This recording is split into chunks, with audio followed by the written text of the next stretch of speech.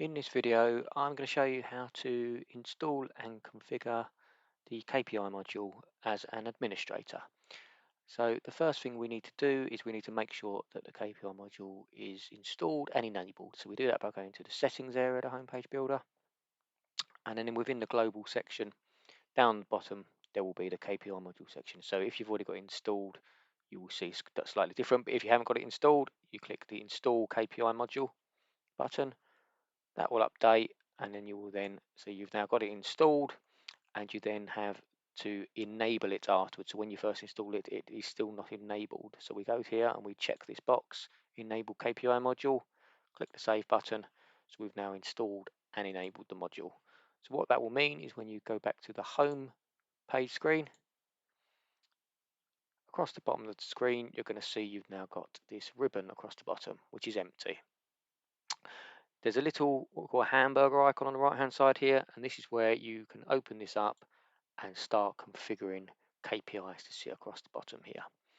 So when you first go in, after you've done your first installation, you use this box here where you'd want to pick the KPI member that you're going to use for, say this is a UD8, and to start with you will get an empty list.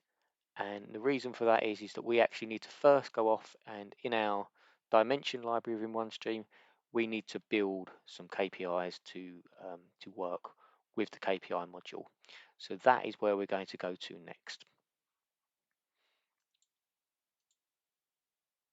So after exiting now, I'm going to go to my application and dimensions, and under UD8 dimensions, you will see one called XFW underscore KPIM underscore dynamic calcs.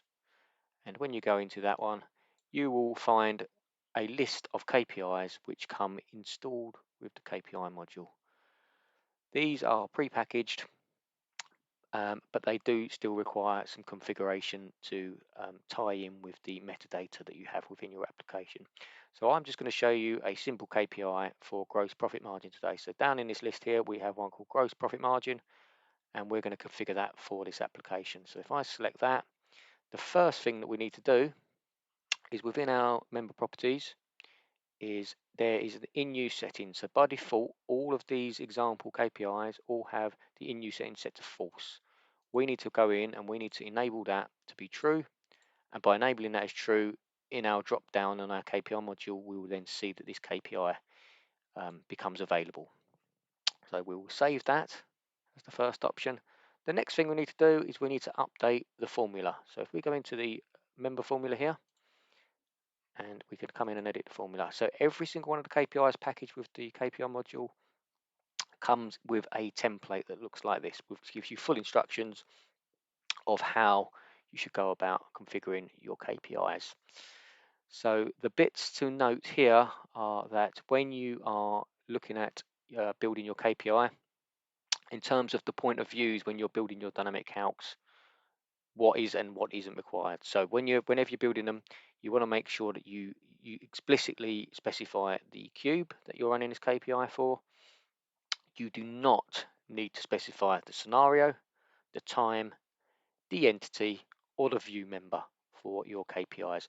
The reason for that is that within the KPI module itself, we will actually take care of the picking those different members. So there's no need for you to worry about doing that in here. What we're just trying to do is pull out effectively a single figure. So we're not trying to do like a difference between two time periods. We're just trying to pull out a value.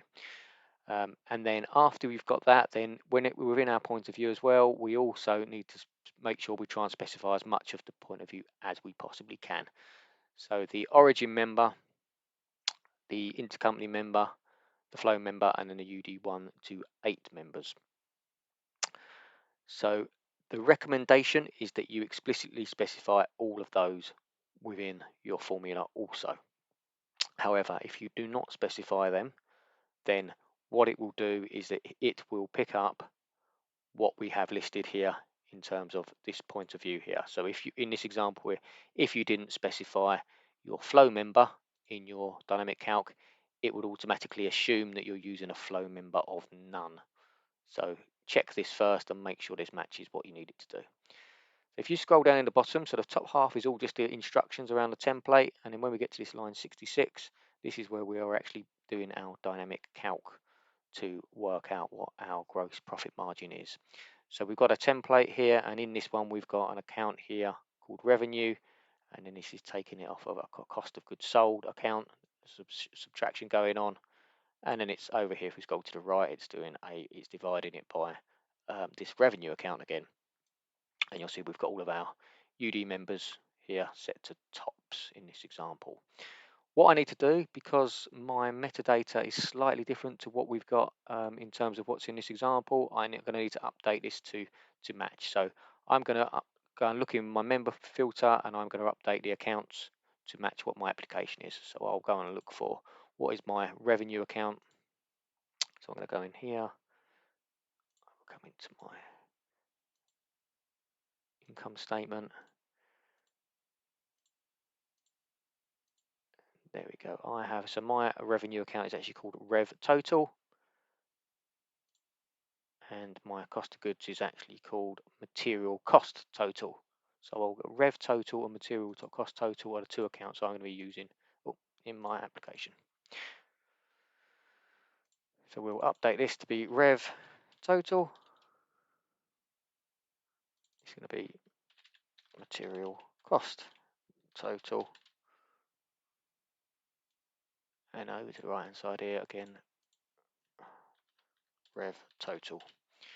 So we have built our dynamic member formula to produce our first KPI. All of the other members I'm comfortable with are ones that are going to match what I've got in my application. So I'm going to click OK on that. That's now my formula created. And I'm then going to go and look in the next one, which is our formula for calculation drill down. So inside of this one, we're going to open this up. And this is where we use this to produce our results, which we'll see when we can drill into a KPI to get more information around it. So this is quite important how you configure this. So the first things that we want to look at on this are on lines 44 here. We've got where it says result.explanation. So this is where we can just put a kind of something in kind of more plain English around what is the KPI formula. What is it calculating? So that's an explanation of what we've got going on there, so which I'll leave as it is. And then below it on lines 48 and 49, this is where we can add in the component parts which make up our calculation. So in this example, with this gross profit margin, there are two component parts to it, one being the revenue accounts which we're pulling in, and the other being the cost of goods sold account which we're pulling in. And what we're looking to do there again is we're looking to just specify a full point of view to pull that information in. So you want to be as explicit as you can with that. So I'm just going to change this again to match what I want it to be. So Rev Total and Material Cost Total. And then we click OK. And then we click OK again.